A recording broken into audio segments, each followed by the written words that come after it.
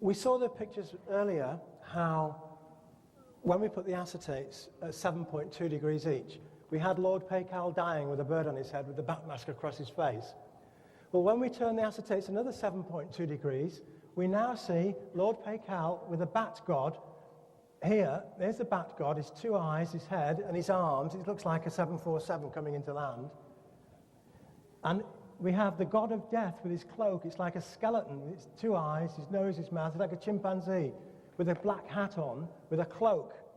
This is the god of death on his mouth. On his head, we have the god of the north, Yeotl. And Yeotl has two skeletons, one in each hand, and he's standing on the guy's head. And there's a hole in Lord Paycal's head. Now, the reason the hole's there is to allow for the soul to leave the body on death. The Chinese did the same thing. This is a jade suit, a jade burial suit from China. And this is from the tomb of Prince Li Sheng, who came after Qin Shi Huangdi, the first emperor of China in 220 BC. And what we see is that there's a hole in his head to allow the soul to release. And his head, the platelets on his head contain the entire superscience of the sun, which is what we were talking about earlier on, how the sun radiates radiation which impinges on the earth and all that stuff. Also, these two dragon heads, these two baby dragons, are very important because we'll find those on the Holy Grail if we get to it later on. Now, this picture of Lord Paycal dying, we had the two pictures of Lord Paycal earlier, the two heads. That was one of the heads, and the other one had a crack in the nose bridge, which I said was very important. Well, here we see the crack in the nose bridge area here. And what this is telling us, it's like breaking an egg. We've got, Lord Paycal's got this skeleton in his mouth like two hooks, and he's got Lord Tezcatlipoca Yeotl, he's the god of the north, on his head. And he breaks open like an egg, if you can imagine an egg snapping. And his forehead opens at the crack that was on the head on the floor that we saw earlier. Now, you say, why haven't these pictures been seen earlier? Well, that is the acetates without the colours. So you can see the problems of why this could never have been done before we had the computer and the overhead projector. Now, the next sequence in the pictures is this one here. Oh, sure, okay.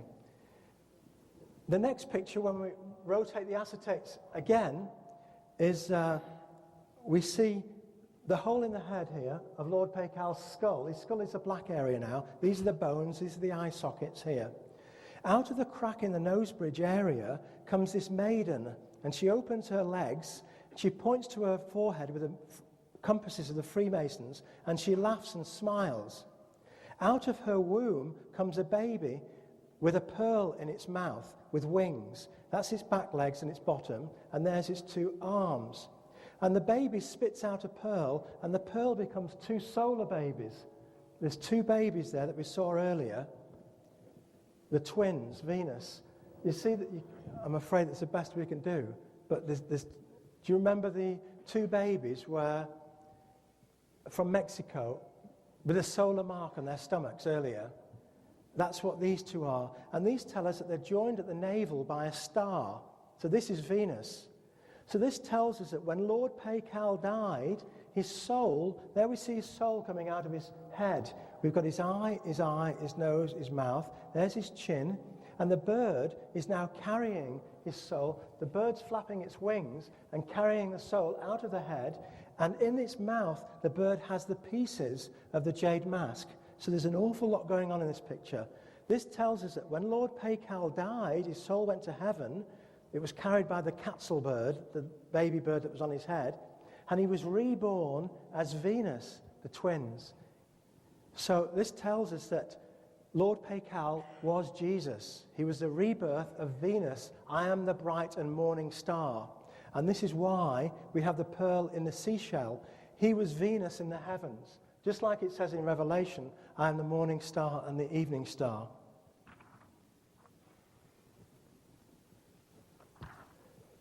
And again, if we just have a look at the sequence there, we see the skull, the picture's getting worse and worse as his body degrades, and he goes to heaven and is reborn. And other pictures on the amazing lid of Palenque tell us this is the Earth Mother, which is Coatlicue here, with the twins on Earth. So what we see is the two twins on Earth sucking and holding the nipples of the Earth Mother. Coatlicue had 1,000 nipples, and she had a necklace of hands and hearts. She was a god of birth and rebirth for the Maya, the mother goddess. And so we see that when Lord Pacal was reborn as Venus, the twins, he came back to Earth. And this is how we can reconcile instinct, because how does a bird know how to build its nest? This is a nest of swallows or martins. And they know how to build a nest because there were martins in the last life. How does a dog know how to round up sheep? Because he was a sheepdog in his last incarnation. And if we look at, this is a Magic Eye 3D picture that we see in the popular magazines. And if you stare at them, you can see other information. This has got the pyramids in this area here, but you can't see it until you stare at it. So somebody asked me a question during the break. How did they do this if they didn't have acetates? Well, the Egyptians have tried to tell us about this. Here we see Nefertiti with one eye and one eye missing from the museum. It's in Berlin now, actually. And she's telling us we can only see half the information. The same with Akhenaten, the so-called father of Tutankhamun. He's got one eye missing. It's telling us we can only see half the information. And we've got a left hemisphere and a right hemisphere. Now, we need acetates because we're stupid. We have to put one here and put them on top of each other. But the Mayans were so intelligent, they opened their left eye, like the Magic Eye picture, and stored the picture, just like this one.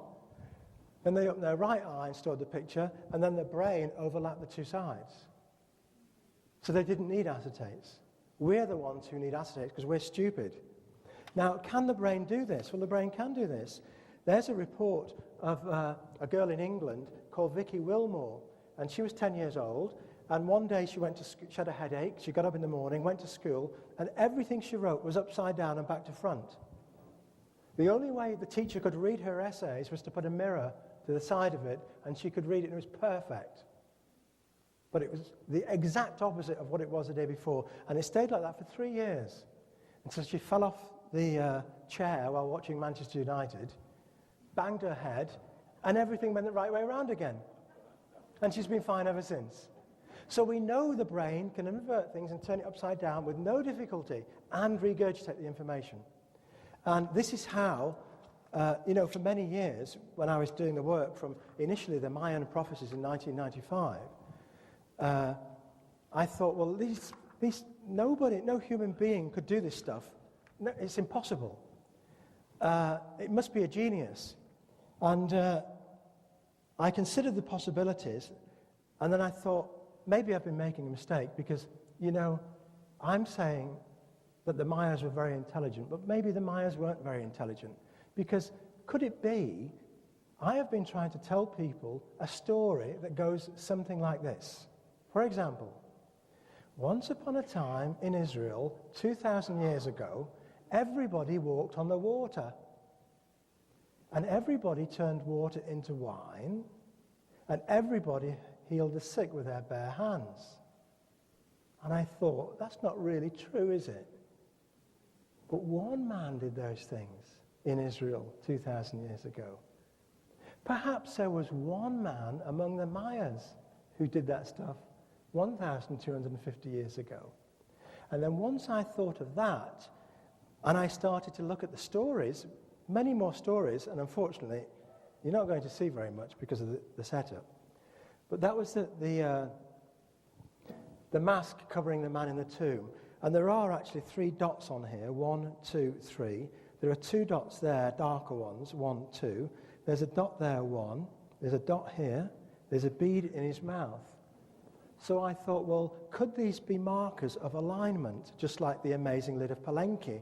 Was the amazing lid of Palenque the Rosetta Stone, which taught me the rules? Once I'd found out the rules, could I now take other artifacts, turn them upside down, and line up the dots, like that, and come out with the bat god? Now, again, it's not very clear on here, but there's the eye, the nose, he's got a bead in his mouth, and these 3 dots underneath are aligned. If I can just see, I just can't see it because the resolution is so bad.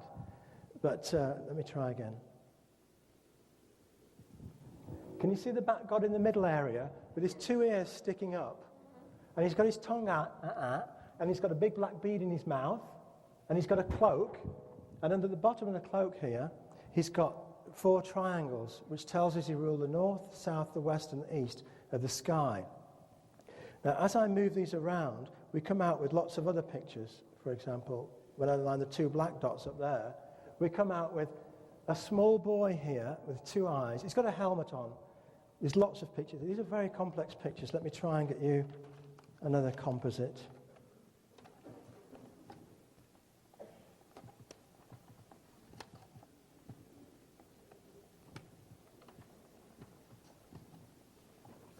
Let's try that one. That's the same picture, but a bit brighter. Can you see the small boy now? He's got a feathered hat on. There's his eye, his nose, his mouth. He's got his tongue sticking out of his mouth, and there's actually a snake coming, a beast like the tongue of a snake. On his forehead, he's got the god of sacrifice, which is here, with 2 earrings, one on either side, with an eye, and he's got a lotus blossom on his forehead.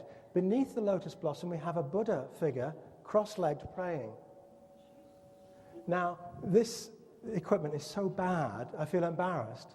You know, I'd rather say, come and stand behind me and look at this on the screen, because you'd appreciate it. I'm fighting a losing battle here, I'll tell you that now. But these are beautiful pictures, and this tells us that this boy wore a feathered hat in his previous life. And he's telling us he came to the throne at the age of 9.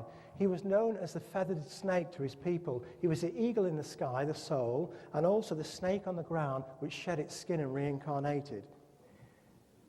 He's telling us that he was Tutankhamun, the guy with the feathers and the snake on his forehead. He's telling us he was Buddha, cross-legged, praying. He's telling us he was the Lord of sacrifice. This is the picture at the back. And when we start, there's a sketch of the picture I'm trying to explain. And even that, again, it's very fuzzy because of the resolution of this thing. But here we have the Mayan god of fire and sacrifice called Xiahtikuhtli, also known as Xiapi Totec to the Mayas. And he has a brazier on his back, and they used to put people in the brazier and cremate them. So Xiahtikuhtli wore a helmet to keep the heat off his head.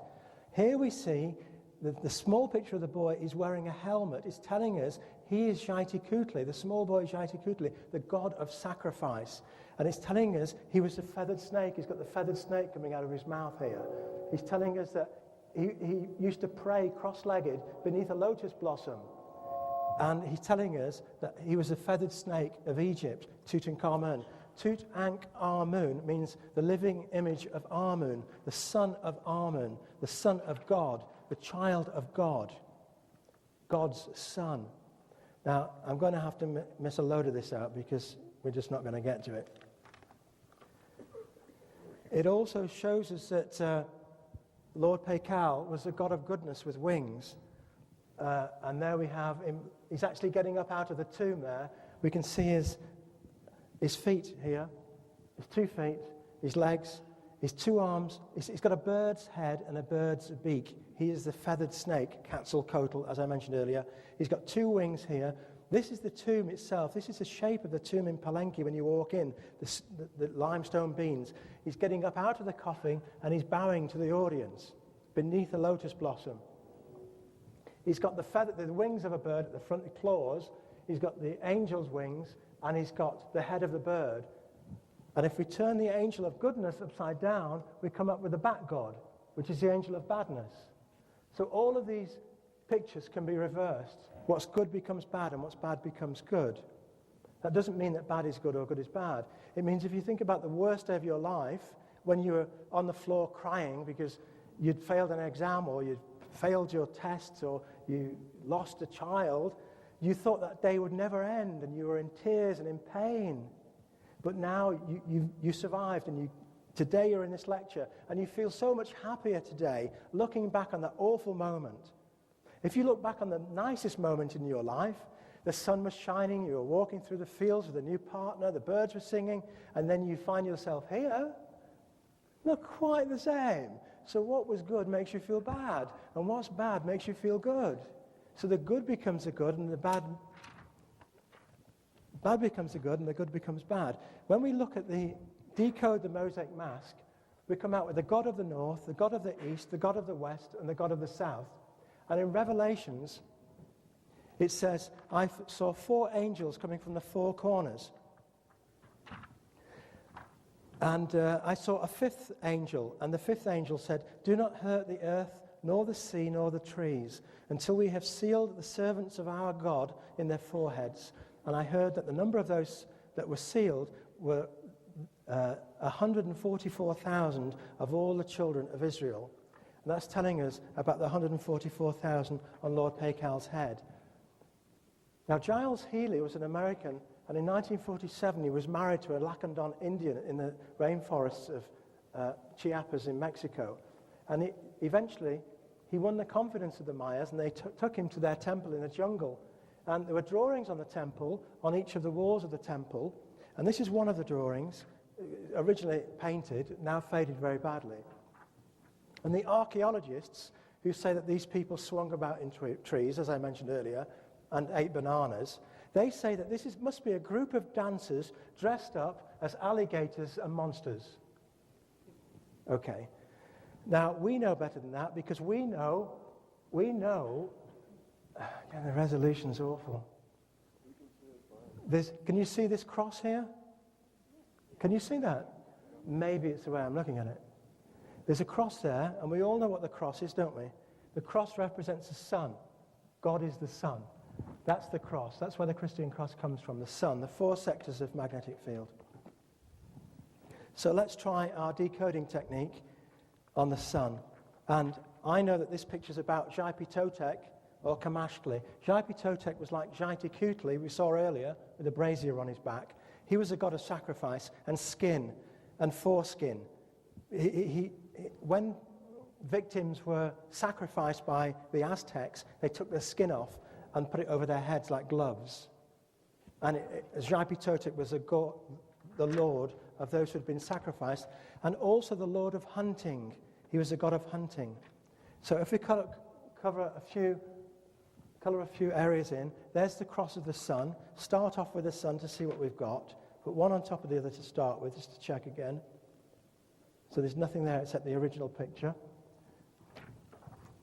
Use the sun as a center of rotation and swizzle it around, like so.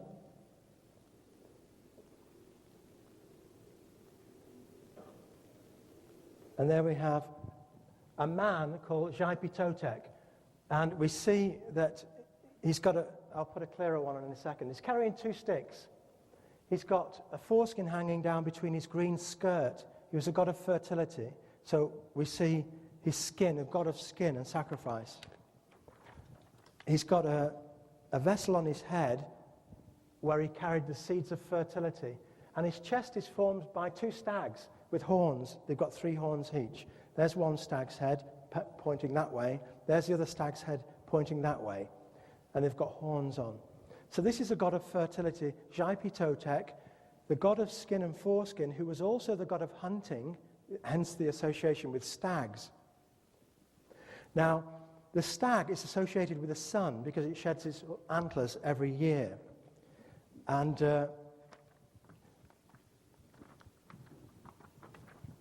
Jaipitotek is associated with the sun. Now, here's another one.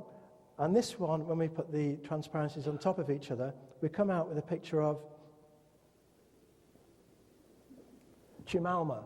Now, there we have the washerwoman at the back. Just a moment.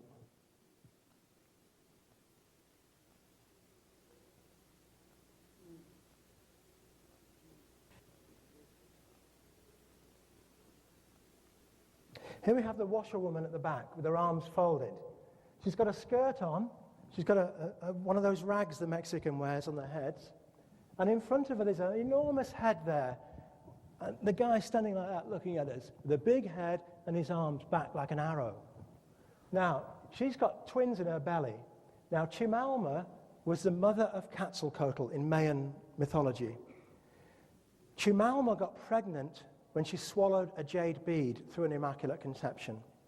Chumalma gave birth to the twins, the bright and morning star. When she'd given birth to the twins, she was walking through the woods one day and she came across a warrior, Mixcoatl. He fired arrows above her head to frighten her so that he could sleep with her. He fired some beneath her legs, and she bowed her head to avoid the arrows that he fired. And so we see Mixcoatl shown as an arrowhead bowing down to convey part of the story. So here we have the story. This is all from the tomb. This is all from Lord Pacal, don't forget, of Mexico. So there we have the transparencies again. So again, we're being told that the guy in the tomb was born through an immaculate conception. Now when we have a look at the next picture from the mural at Bonham-Pack and put them on top of each other, we're told that the guy in the tomb was born in a stable, surrounded by animals with horns. And this picture shows Kamashli, the god of hunting. And we have two midwives here, one on either side, restraining the mother of Kamashli. She's being restrained in the center. Out of her womb comes an animal with two sets of horns down here. So she's giving birth to the stag with two sets of horns, or two stags, and she's being licked by the stag on her head. This tells us that this guy who was born through an immaculate conception, you can see it a bit clearer there, hopefully. So here we have one midwife. There's another midwife. Here's the mother of Kamashli in grey with her legs open. Here we see the head coming out with brown horns and pink horns, with two stags.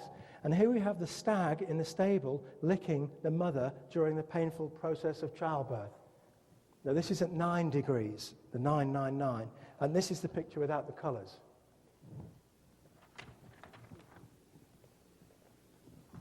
The next one, I'll just show you, go straight to it.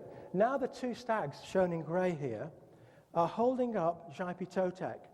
And his legs are crossed, and his arms are crossed, and he's holding two wooden sticks. His face is like the lion, the mane of a lion, and the lion in ancient mythology, it was associated with the sun. So this tells us that the two stags who are holding up this guy by the elbows with two wooden sticks tells us that this is the man who died on the cross made of two wooden sticks. So here we have the two stags. Can we see that? Okay.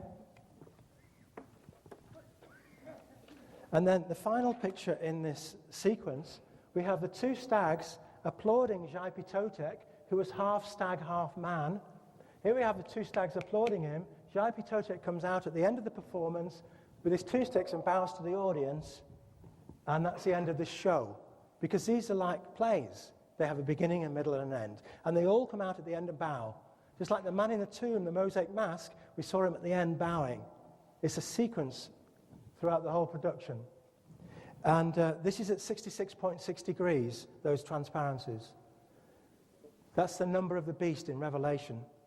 He who has understanding, let him count the number of the beast. It is 666.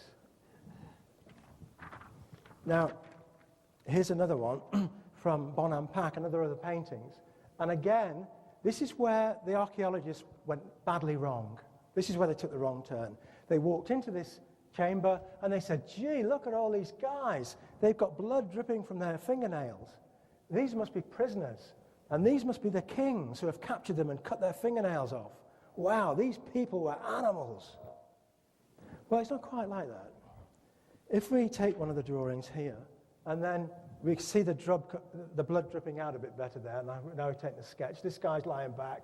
And those are the so-called kings with animal skins over them. If we put one, whenever we get these dots here, these are epicenters, 1, 2, 3. On his arm, again, the resolution's no good. We've got two dots there. These are epicenters for different pictures. So when we put one on top of the other, like so, what we see now is that it's not war. What we've got is this guy's washing this guy's hair, this guy's washing this guy's hair, this guy's having oral sex with this guy. So it's making love, not war. So it's the entire opposite of what but they don't want the archaeologists to figure these. Archaeologists don't believe in God. You don't want archaeologists going to heaven, do you? The last thing you can afford when you're writing this stuff down is to allow people who are profane to get to heaven. And going back to what we said earlier, why didn't God make us all look the same? Like the Model T Ford concept. It makes sense. Because if we all looked the same, your kid would look like next door's kid.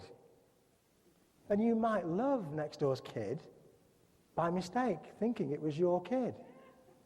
So then you get to heaven by mistake. And that's not allowed. So God said, let's make everybody look different, because then you'll love your kid. And there's nothing in the Bible that says you've got to love your kid. The Bible says you've got to love your neighbor's kid. And say anything about your own kid. And if next door neighbor's kid looks like you,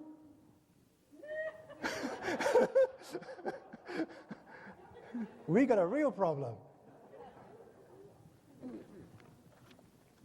We saw the mask there, the feathered hat, and then we have Tutankhamun with his wife Ankhesenamun on the back of the golden throne in his tomb at the Valley of the Kings, wearing the same hat. And Tutankhamun, of course, the son of God, was the feathered snake to his people, just as Lord Paikau was a feathered snake to his people. Tutankhamun has 26 bands on the front of his headdress, and he was a feathered snake. And then we have the sun, just like the Mexican sun shield, which has got the 1366040 encoded into it. This is the eagle and the snake, the feathered snake, which is God. Now, Lord Paikau, the name derives from Pascal, which is a Catholic word for Easter, because Jesus died at Easter. And as we start to investigate all of the evidence from all of these civilizations, we start to get a clearer picture of what's going on.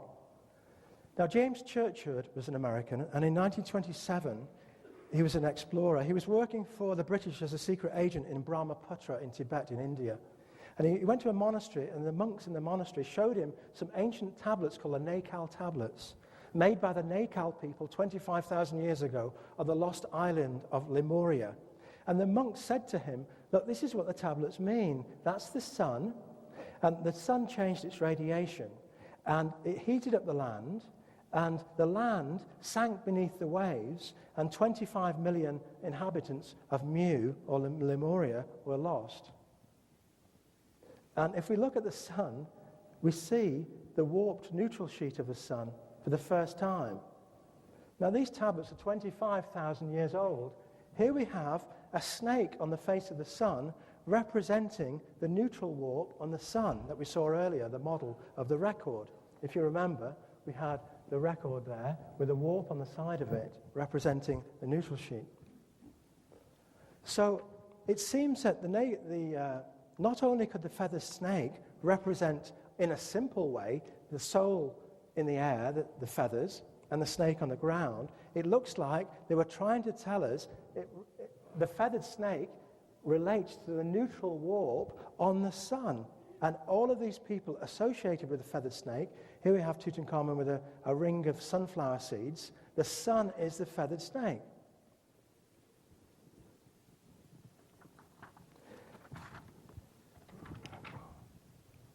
And what we're told is that if we calibrate or if we change the energies in our body, we have chakra centers here. And these chakra centers all spin at different rates. The ancient Sanskrit Indians described them as wheels. We now know them to be the endocrine centers, like the pituitary, the pineal, and so on. And Madame Blavatsky, a Victorian esoteric seer, noticed that the petals, the base chakra, for example, had 4 petals. The sacral chakra center had 6. The solar plexus, 10. The heart, 12. The throat, the pituitary gland, 16. and the crown chakra 96. And if you add all those up, it comes to 144. The brow chakra has 96, and the crown chakra 1,000. So if we add up all of those centers, it's 144, and multiply them by the top one there, it's 144,000. And ancients believe that if we can get the energies going up the body, then we create a halo. Those are the chakra centers. And if we can get the energy going up the body and up the spine, we get energy coming out of the crown chakra at the top. And this is why in ancient pictures they're often represented with halos, different sorts of halos. And only Jesus has the halo with the cross of the sun behind his head, because only Jesus is the sun. You'll find the saints have different types of halos because they're not as pure as Jesus was. And what we find is that when men ejaculate sperm, they lose a great deal of protein, because sperm is about 99% protein and zinc. And one of the problems with reincarnation is if you have children and you don't go to heaven, then you come back as your children's children, because the DNA is the same and the voltage is the same. So if you don't have children, A, there's no body to come back to, so that makes it difficult to reincarnate, which is good, because you go to heaven. And the thing is, this is why priests have to be celibate. This is why Moses said in the Bible,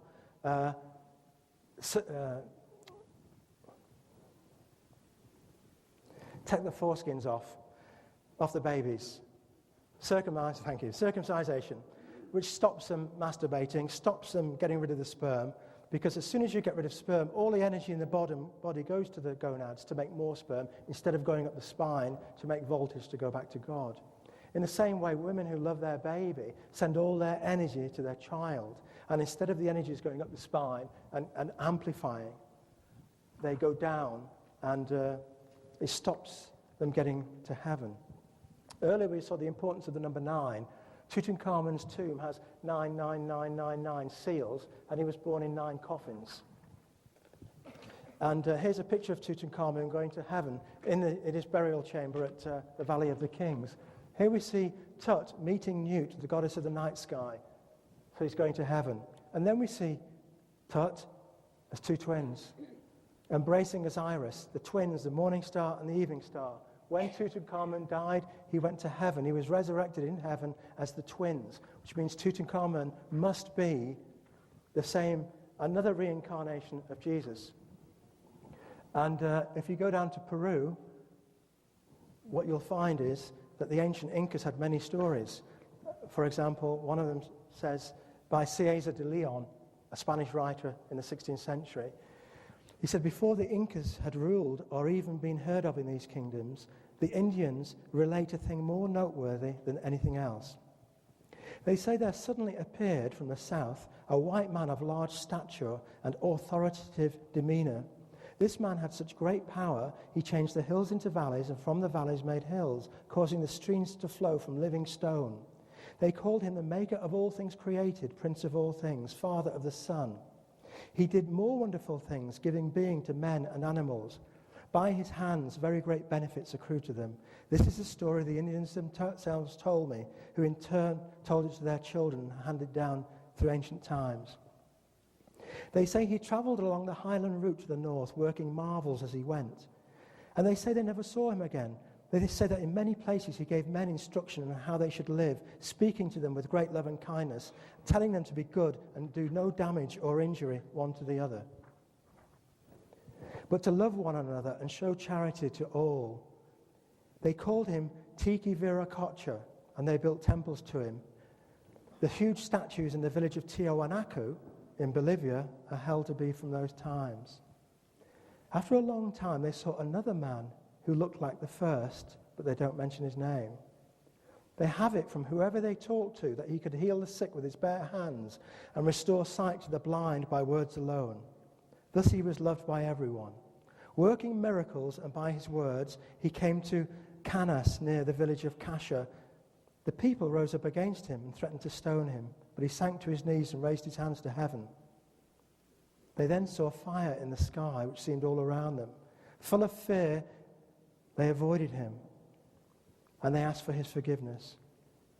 They regarded this as a sin for doing what they did to him. And they say further, leaving the place where this occurred, they came to the coast, and there, holding his mantle, he went forth amidst the waves of the sea and was seen no more.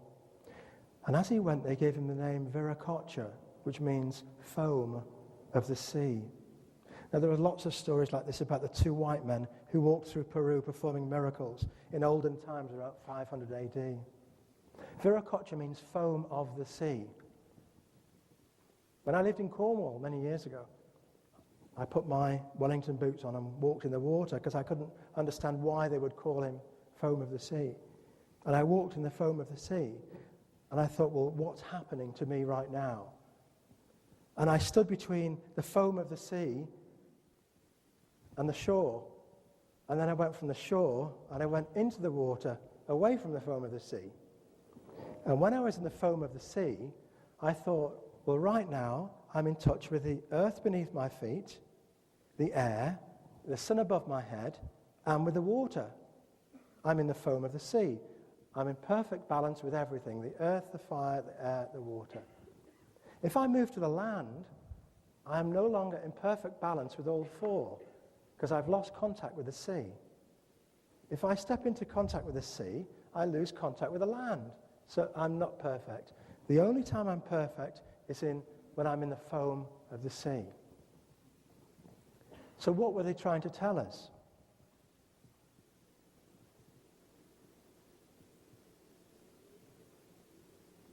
The Indians believe that the cow is sacred because it gives holy milk.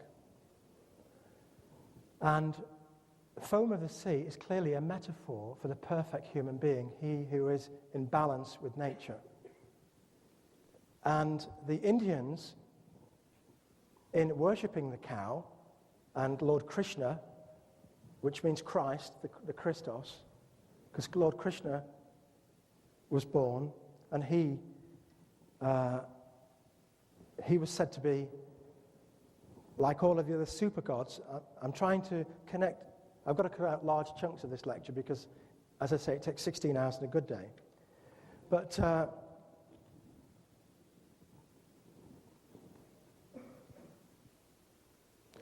the Indians believed heaven to be a milky ocean, the foam of the sea. And that's where God lived. And they believed that when we died, we went to the foam of the sea. Now, in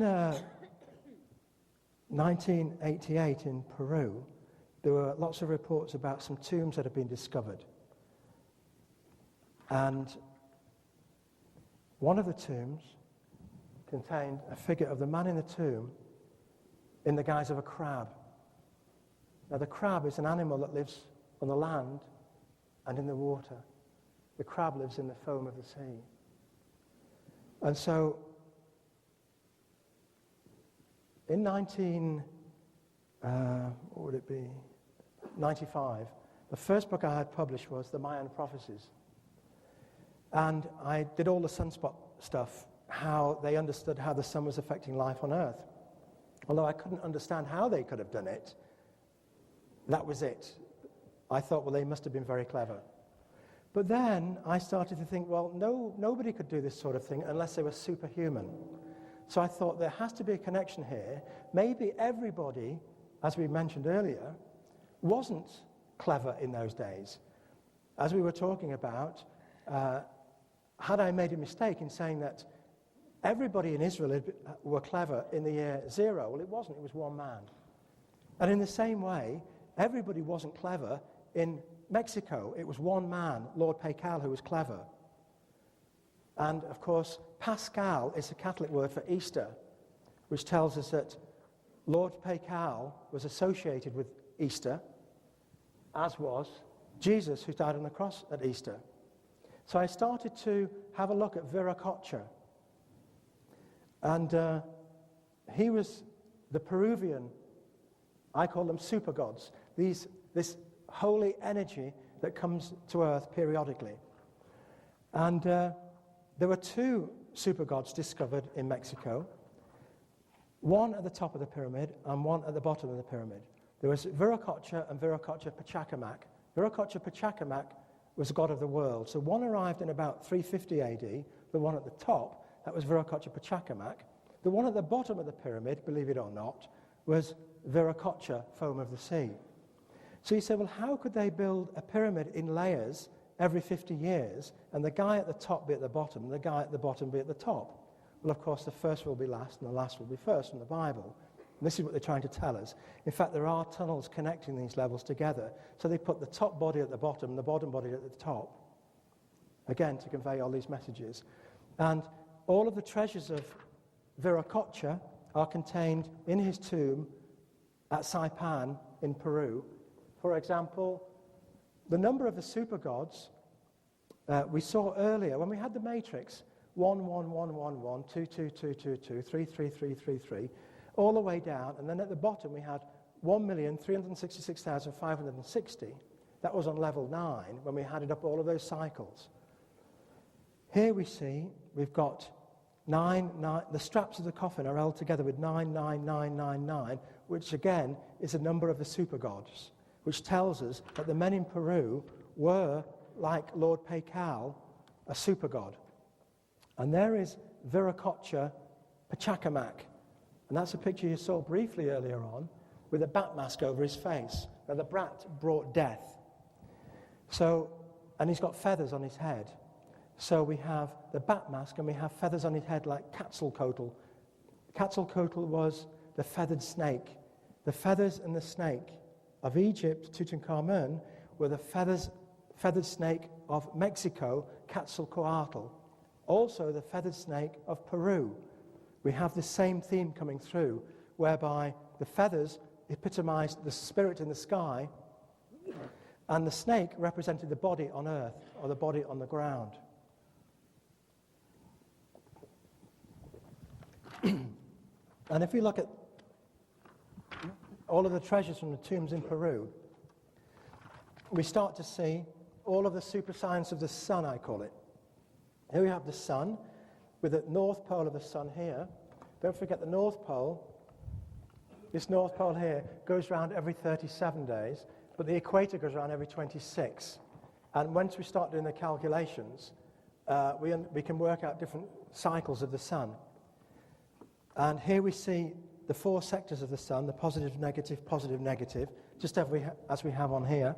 These are all treasures from the tombs of the bat god, the god of death, the god of darkness, the solar wind. There's a solar wind, which we got from, this is from Mariner 2 spacecraft, this plot that we saw earlier. As the sun rotates, every 7 days we get 7 days positive radiation, negative radiation coming from the sun, 7 days positive, 7 days negative, 7 days positive. This was discovered by Mariner 2 spacecraft in 1962. And if we take a plot from the sun, using a computer, we can see the protons coming off the sun for 7 days, then we see the electrons coming off for 7 days, then the protons, but because these two are going around together, but then they lose synchronization with each other, what we find is that after a month, this one, the blue one, has slid backwards by 90 degrees against number 1. So as it's moving backwards, it's like a mixer, and we don't see field number 1, we see garbage. So that month, all we get is garbage. What we should get without the North Pole is 7 days negative radiation coming off the sun towards the Earth. Then as the positive sector goes by, we should get 7 days positive. Then as the sun spins around some more, we get 7 days negative, because the sun is spinning all the time, and it takes 28 days to go around. But what we've seen is when we have a look at the interaction, is that because the North Pole slides through field number 1 during a month, what we saw was, as they both go round, this blue one is going backwards through field number 1. So during field number 1, the radiation goes through number 1 and stirs it up like a spoon. So the radiation coming off the sun is number 2, 3, 4. The next month we go through the next quadrant. The radiation coming off the sun is 1, 3, 4. The next month it's 1, 2, 4, and the next month it's 1, 2, 3. So we have 4 codes of radiation caused by these 4 fields. These are pieces of jewelry which show the sun carved into 4 sections. That's not very clear, but it's black, and white there. So they're trying to teach us what I call the super science of the sun. And if we now look at the picture of Lord Pacal, and we look at the small man with the hat, I call this guy here, because he was found in the tombs in Peru, in Viracocha Pachacamac. There was two Viracochas, Viracocha and Viracocha Pachacamac, at different levels of the pyramid in Peru, at Saipan. And this, when they reconstructed it, with all the bits they found, they reconstructed this model of Viracocha Pachacamac, who they call God of the World. And he's got these feathers on his head. And in the tomb with him, with these small representations of this small man with a hat, and the small man has corks hanging from his hat, because he's telling us that Viracocha is on earth in the place of flies, the place of filth. If we look at Viracocha now and compare him to Lord Pacal, who came from AD 750, here we see the little man across his bat mask. He's got the bat mask across his face, so we can understand this Mexican picture now, because it's very similar to the one in Peru, even though there's 300 years between them. We see the small man here with his arms in the air, and the small man's got a perfect heart. And the corks on this guy's hat correspond to the teeth on Lord Pacal's face. It's telling us that Lord Pacal was a reincarnation of Viracocha Pachacamac, the man from the tomb, that's the bottom of the tomb. He was also a reincarnation of Viracocha, who came 200 years later from the top of the tomb. It's telling us it was the same guy. And Lord Pacal has the 144,000 carved on his forehead. And the 144,000, of course, was the number of those who go to heaven when they are pure. In the Bible it says, you'll know the ones going to heaven because they've got 144,000 written on their foreheads. That's in Revelation. So if you remember the two transparencies from earlier on, we put them on top of each other here. We rotate them like this. We saw the picture of the man with the bird on his head, which was there. And we saw the picture 1440, 1440 backwards, 00, 144,000. And the Bible says, you will know the ones going to heaven. They will have 144,000 written on their foreheads. That's what it says in the book of Revelation. You will know them when you meet them, the ones going to heaven. And here we have Lord Pacal of the Maya, the leader of the Maya, buried in the tomb in Mexico with 144,000, 144000, backwards 144000, written on his forehead. He's got a small baby bird on his head, which is a quetzal bird, brightly colored feathers. And he's got the small man with a pure heart from Peru. And there's the small man with a pure heart telling us that the way to heaven, if you want to become one of the 144,000 here, you've got to have a pure heart. Then you'll become a bird, a baby bird, and go to heaven. So it's all interesting stuff, isn't it? Now,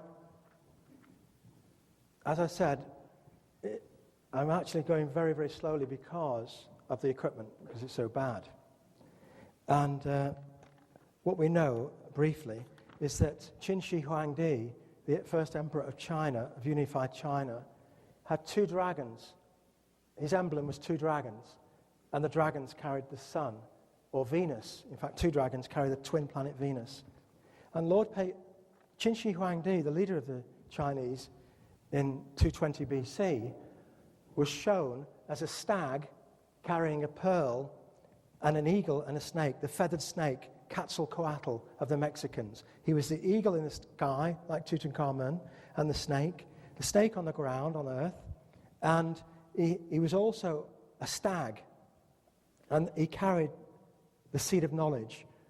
We saw earlier how Lord Pacal was a stag, and he bowed to the audience, and he had two stags applauding him either side. That was from the mural of Bonampak in Mexico. This now is from China, of a different time period. In Mexico, we were looking at 750 AD. This is 1,000 years earlier in China, which tells us that the emperor was the stag and the feathered snake, which is exactly the same as Lord Pacal of Mexico. It's exactly as Tutankhamun, who was a feathered snake. So what we're being told is that all of these guys kept coming to earth. Jesus came to earth many times. He came to earth as Lord Krishna 2,500 years before BC. He came to earth. If we look at the terracotta warriors of China, I'll just digress slightly. I'm trying to take out chunks of the lecture to get to the points because we just won't have time. But Qin Shi Huangdi, the first emperor of China, lived around 220 BC, before Christ, and he built the Great Pyramid in Xi'an in China. They say he was a tyrant, but he wasn't, of course. He was a reincarnation of Jesus, just like all the other super gods, I call them. One of the books I published, which isn't here, from 1997, called The Super Gods, showed that these people were gods who came to earth to teach us about spirituality. And they came several times. Jesus came back several times. First of all, he came in around 3000 BC as Krishna, the Christos, the Christ. And each time he left the same messages behind. Krishna came back 8 times. The 9th time he came back as Buddha. So we know Buddha is a reincarnation of Krishna. But the ancient archaeological treasures from around the world of the sun-worshipping civilizations of Earth, we're talking about the Egyptians, the Peruvians, the Chinese, the Celtic people of Ireland, they all worship the sun because they understood that the sun created fertility on Earth. Every time the sun goes round, every 28 days, females menstruate. And this is why the sun is associated with fertility. But of course, the North Pole is moving backwards. As that's going around every 28 days, the North Pole takes 37 days to go around once. So we're getting a mixing up of this radiation from the sun. And if we look at the shapes of these faces, the archaeologists say that the face shapes correspond to a different word in the Chinese alphabet. And if we look at the words, we come out with this phrase: focus the eye on the soldiers in the covered tunnels. These are the terracotta warriors at Xi'an. Read the meaning of the national Chinese characters differently. Use your mind to understand a story which spans from the beginning of time until now, a story about the sun and God. And if we look at the tombs and the layouts of the tombs at Xi'an, for example, this one as an example, what we see is that we have a chariot here, for example. This is a chamber number 3 at Xi'an, where the terracotta warriors were found in 1974. It's full of soldiers, and here's a chariot. I've just simplified the diagram a bit here.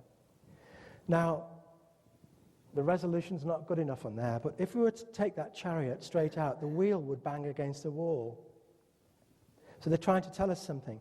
In order to get this chariot out of the ramp, up the ramp and out of this base, the soldiers' barracks, this is a barracks for the soldier. In order to get the chariots and the horses out, we've got to turn left. Otherwise, we're going to hit that wheel on the wall. And they're trying to tell us, if we look at it full of soldiers now, here's there's 4 horses and a chariot here. If we come out of the ramp and turn left and go left, that's what they're trying to tell us. These are the formation of the soldiers in the tomb, life-size soldiers, the terracotta warriors, in one of the chambers at Xi'an in China. And if we try to make sense of that and reconcile it, what we see is 2, 3, 4, 0. 2, 3, 4, 0. There are 2 soldiers here, 3 soldiers there, 4 soldiers there, no soldiers here. If we go counterclockwise, follow the chariot out of the underground chamber. 2,340 revolutions of the planet Venus, which is 584 days, is 1,366,560 days, which is the same number that we had in the Matrix from Palenque in Mexico. Lord Paycal at the bottom, we had 1,366,560 days, the birth of Venus number. Here we have 144. Here we have 0. There's no troops here. 2 rows of 10. 144,000. 144,000. 144,000. These are the ones who will go to heaven. In the book of Revelation, it says in the Bible those with 144,000 carved on their foreheads will go to heaven. And that's why the picture of Lord Pekal had 144000 on his forehead. Now, I also went down to Bolivia. This is when I was doing Viracocha, and had a look at all of the archaeological artifacts in the museum. And there's a picture of Viracocha. This is a statue in a temple of the Kalasasaya, one of the temples. And this is a statue of Viracocha with a male in his right hand and a female in his left. And again, we can have a look at what that's trying to tell us. So that's the picture of Viracocha. We take the mirror image, of course, just like all of the others we've been doing with these they all use the same technique. So that's Viracocha. Take the mirror image of Viracocha. The instructions are all contained in this. Put one on top of the other. Excuse me.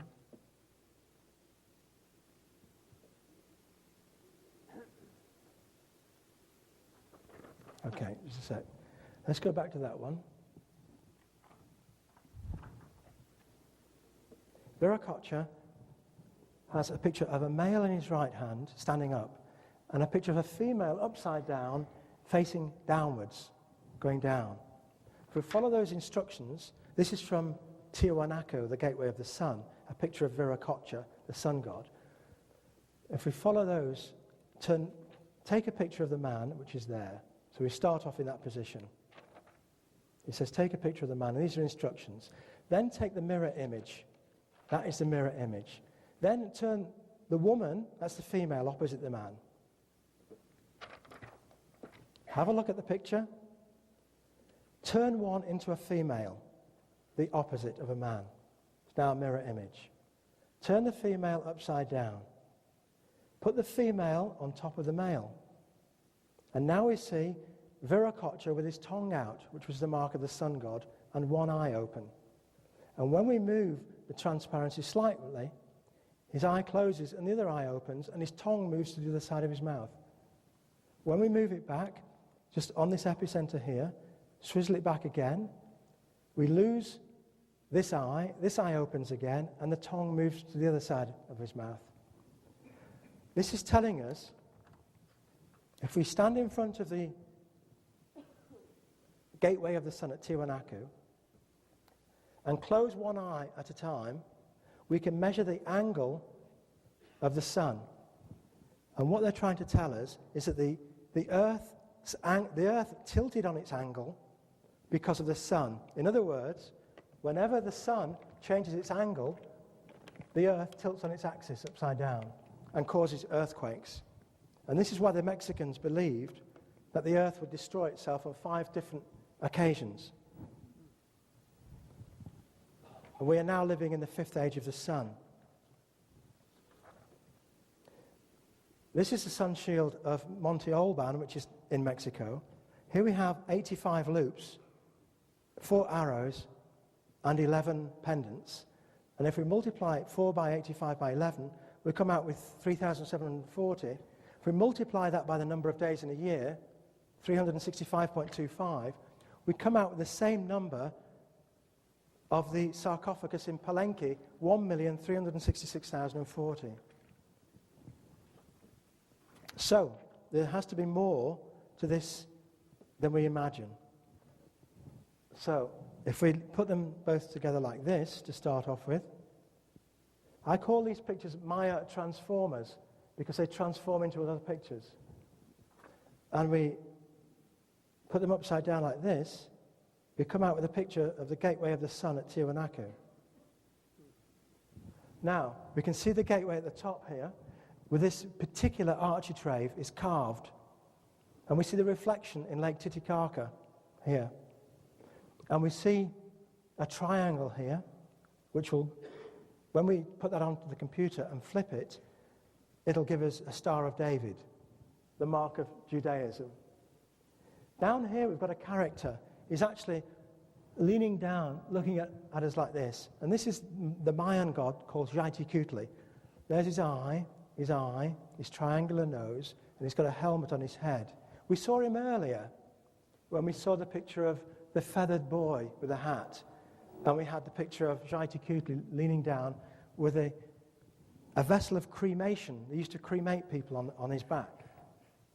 So this is from Monte Alban, Mexico. It's showing us a picture of Tiwanaku in Bolivia, which is thousands of miles away. And when we start to decode the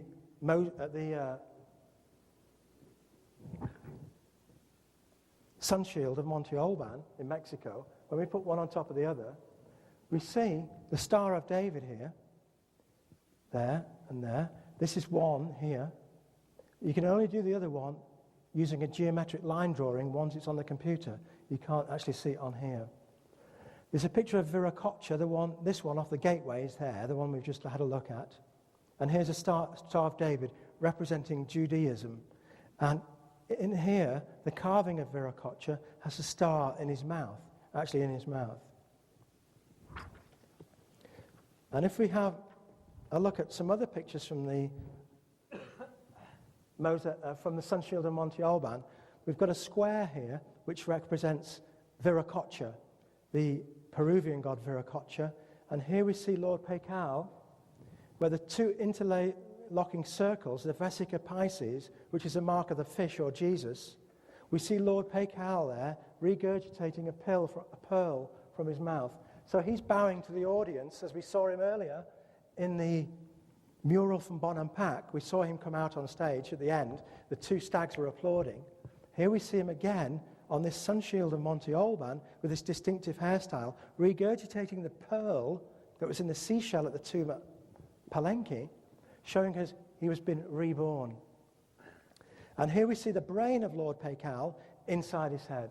We actually see the different lobes of the brain and the different hemispheres here as he bows to the audience that we saw earlier. And if we look at the geometry, what we see is that each of these angles are 60 degrees, 60 degrees, 60 degrees, which is 666. But the other triangle, therefore, if it's the mirror image, they're telling us to do the mirror image here. We've got the gateway of the sun at Tiwanaku. Take the mirror image. We therefore come out with 999. So when we put one on top of the other, we come out with the Star of David. This is a story of the Star of David, or the Jew who reincarnated at Tiwanaku. And if we look at Lord Pacal here and the Star of David, then we had the Vesica Pisces inside the sun shield of Monte Alban. So we start to bring all these pictures together and we start to get more and more evidence, which tells us that Viracocha, or the man from the tomb at Peru, Viracocha is foam of the sea, was the same man as Lord Pacal of Mexico and the same man as Jesus. And as we start to move the transparencies around here, now what we find is this is the head of a Jewish guy here. He's got like a headdress on. There's his mouth. He's got two eyes saying, come and listen, I want to talk to you. There's his right eye, his left eye, his nose. Above his head here we have a character embracing that square, and in the middle we have a little baby, and the baby has a square. That's the square of the Freemason. And the next picture we see, there's the baby. You can see the baby's head, his eye, his nose, his mouth, his shoulders. We next see the baby here with his arms folded with a cross, forming the Christian cross there. And then if we look at all of the different pictures here, the light created by the light, we come out with the Freemason compasses, the cross of Christ, and the square of virtue, which is, again, all worshipped by the Freemasons. And this tells us that all of these pictures of Freemasonry and purity, that we've been born here to purify our soul before we go to heaven. If we look at the mask again, there we see another pattern. He's got his two arms up like that, and he's holding his head like that, and it's a face of Jesus in the middle, and he's got the cross, the wooden cross across his forehead there. Let me point out his eyes. There's his right eye, his left eye, his tongue is out here, just like the Mexican sun god. This is the Vesica Pisces, the mark of Christianity. If we take a picture of that, that's the sketch we're looking at with his tongue out here. I'll go back to it in a second. 2 crosses, his hands on his head, which is there. Can you see it? Again, it's a lousy projector, so this is giving us problems. He's got his tongue out like the sun god from the amazing lid of Palenque, and like the sun god from the Aztec calendar. And we notice that he's got loops around his head, and these are the loops from the sunspot cycle. And what we find is we have the entire Bible carved into this picture from Monte Alban, the sun shield of Monte Alban. And here, if we look closely, again, it's pretty awful. Let me show you the composite picture first. What we have is a bat here, with his eye, and he's on a cross. This is the cross of Northern Ireland, or the Freemason, the Red Cross. It's not just a 2-bar cross, it's a special cross. And here we have Jaiti Kutli, the god of fire, with his helmet. They used to cremate people in his helmet, on his back. They set fire to them and burnt them, god of sacrifice and fire. So he wore a helmet to keep the heat off his head. We saw him earlier. Here we see his his nose, and his two ears. Like he's got a hole in his earrings there. And that we can see here and here. So Jaiti Kutli is bowing down. He's got the brazier of cremation. That's this thing here. That's in yellow. And inside the brazier, we've got a sacrificed bat. Now, the bat was a god of death for the Mayas and the Peruvians. And his wings are stapled to the cross with 2 drawing pins. And he's hanging from the cross. Now, with a better projector, you could see that there. There's the head of Jaiti Kutli, the god of sacrifice, with his eyes, nose. Here we have the brazier itself. There's the cross going up there and around there, down there and around there. And the crossbars are across there. Here's the bat. Looks a bit like a mouse with his 2 eyes and his wings hanging down. So this tells us that Jaiti Kutli was the god of sacrifice for the Mayas who lived where this mosaic mask came from, at Monte Alban in Mexico. Okay, thanks. Right. Okay, we've only got 15 minutes left, unfortunately, and we have that much left.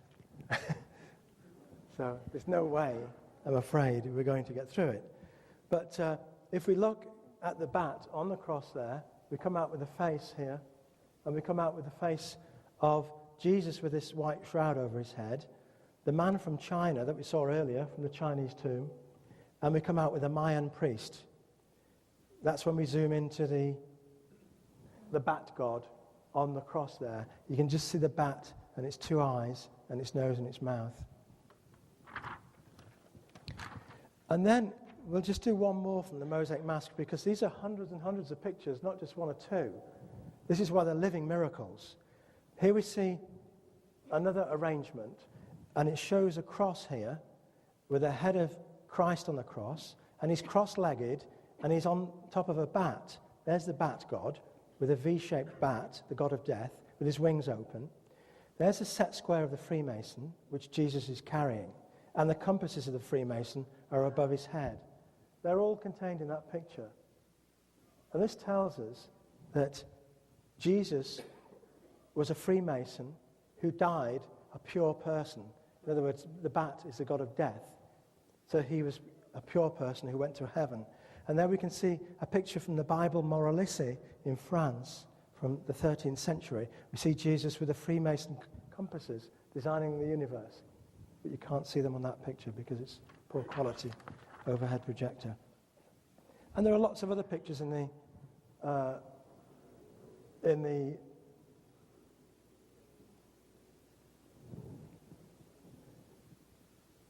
sun shield of Monte Alban in Mexico. And again, if we put the acetate, the transparencies at 66.6 degrees and move them together, we come out with the stag. And the stag with horns was another portrayal of Lord Pacal, the stag, because the sun goes around the earth goes around the sun every 365.25 days, and the stag sheds its antlers every 365.25 days every year. So the stag became associated with the sun, And because Jesus was the sun, he had a halo. The stag is represented as Jesus, as Lord Paikal, as Viracocha from Peru, as Qin Shi Huangdi from China. It's all the same guy who keeps coming back to Earth, reincarnating over and over again.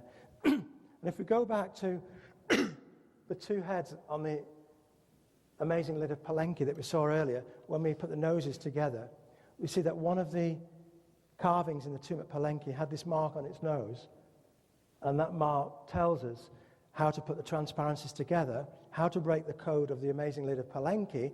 That was the carving over the tomb of Lord Paikal at Palenque. And here we have it again.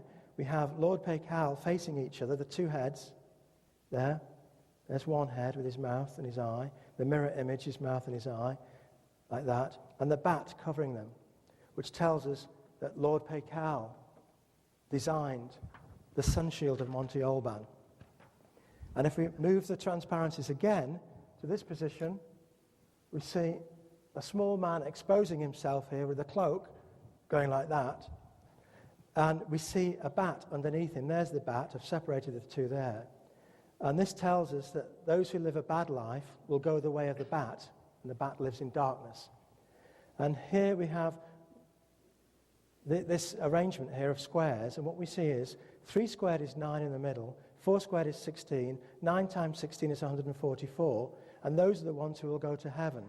So this tells us, in the Bible, the book of Revelation, it tells us that those with 144,000 written on their foreheads will go to heaven.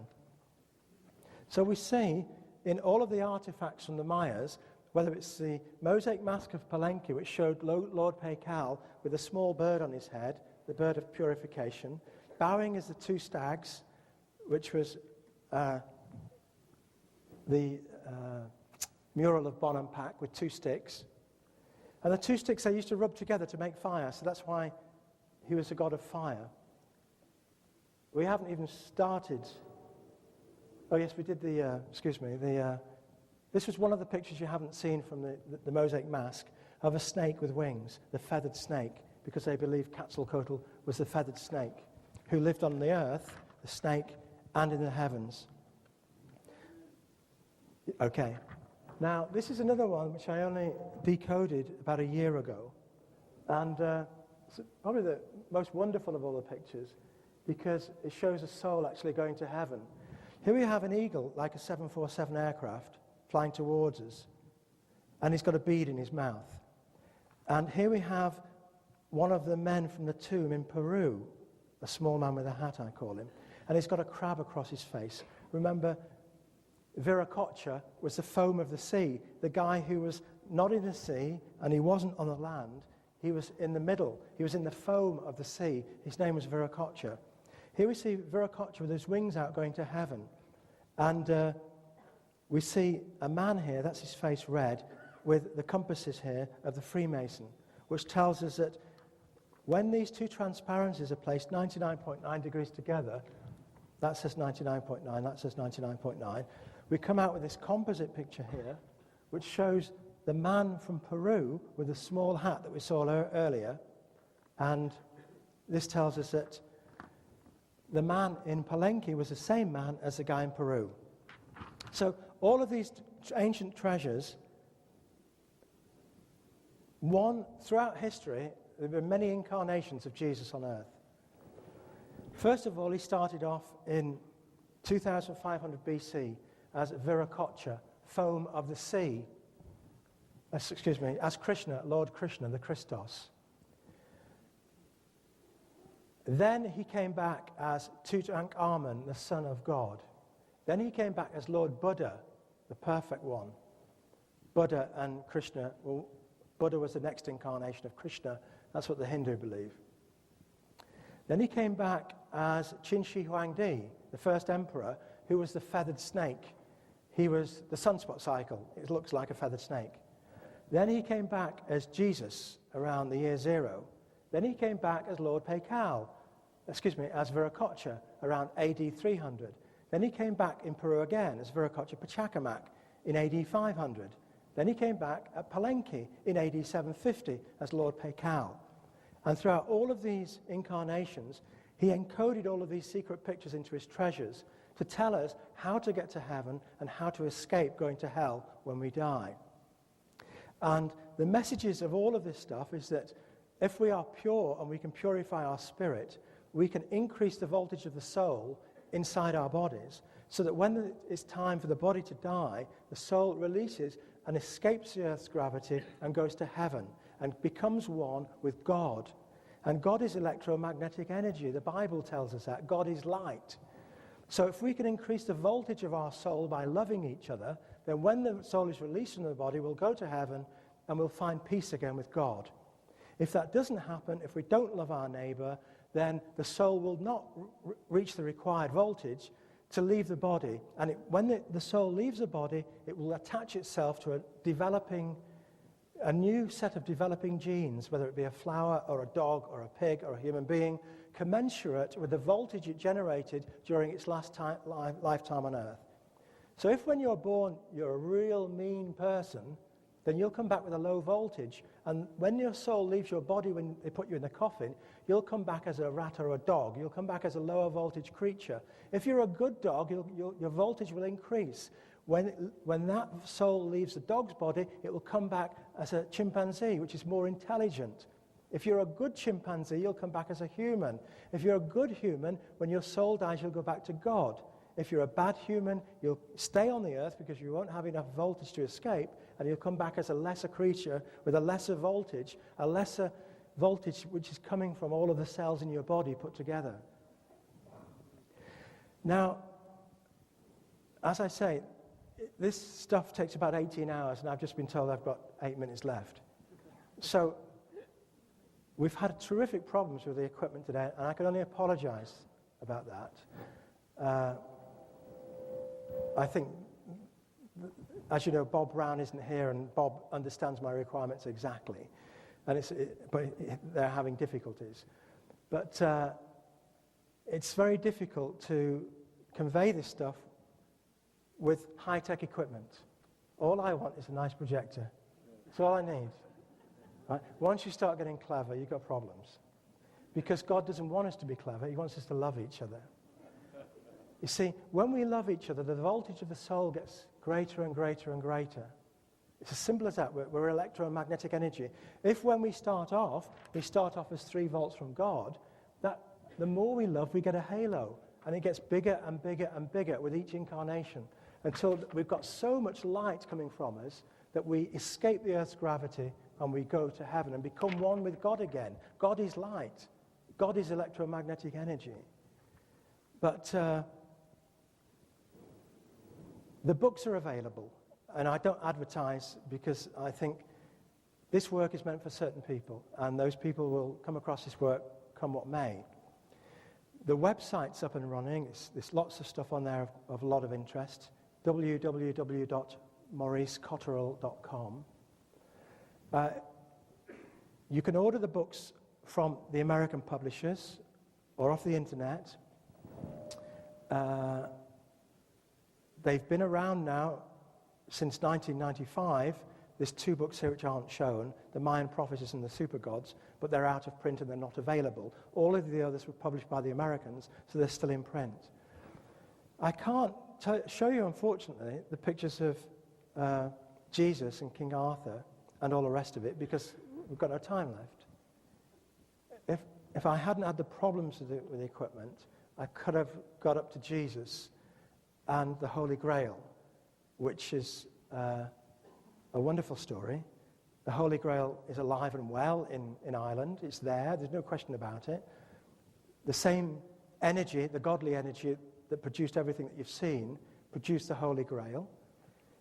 And it's a story, it's worth reading. You can get all the books off the internet, Amazon.com. Just look up my name and it'll come up with all of the books. And it's wonderful. One of the problems with having a short lecture is this. If I give a 16-hour lecture, there are no questions. If I give a 4-hour lecture, there are 7 days questions. If I give an 8-day lecture, there are 3.5 days questions. If I give a 12-hour lecture, there's just 2 of questions. And right now, you're going to have a lot of questions. because I'm not even halfway through the overheads. And this is a reduction of what I normally have. So it's very difficult to explain this stuff. One thing's for sure, you were meant to be here this morning and you were meant to see this. I just think it's a great shame that you can't see all of it because it's just beautiful. And there's no question that we've all been here many, many times before. We have many incarnations. And Jesus' story was very simple. Love your neighbor and you'll go to heaven. We love each other. The voltage inside gets bigger and bigger and bigger. We get a halo, and eventually the halo is so powerful it will escape the earth's gravity and go back to God who is light. We'll become God again. But it's very difficult because everything we see around us is illusion, Maya. That's what the word means. We think we see individuals when we're actually all the same person. We're here to love each other. As long as we love each other, the voltage gets greater and greater and greater. And eventually we become light beings. Now, once you start to understand all this stuff, you'll understand, because this is a UFO conference, it's very interesting because not only are you open-minded, but you'll understand what UFOs are, why we have them. All of this information comes together and it all starts to make sense. But the bottom line is that you are all God inside. We all have a soul. The body is the devil, 666. We're made of carbon, the carbon atom, which has 6 electrons, 6 protons, 6 neutrons. We're the body. The physical earth is made out of 666. God, the soul around us, is 144,000. And that's the speed of light. I haven't got time to tell you that, but that's the speed of light. You need to read Bruce Cathy's books. And I suppose, being a ufologist, you'll have heard Bruce Cathy, who does a lot of stuff on UFOs. But all I can say is, have a look at the books. They're all published by American publishers, Inner Traditions. They're all on the web. I've tried to make them stand alone because the Celtic Chronicles, which was the last one to come out last summer, is all about the Celtic people who had exactly the same beliefs as the Egyptians, who had exactly the same beliefs as the Incas, who had exactly the same beliefs as the ancient Chinese. And they had the same beliefs because Jesus has been back to earth many times as different leaders. It's the same guy. And we can prove this as the lecture goes on, that he must have been the same guy. But for now, I'm afraid we're out of time. So, sorry.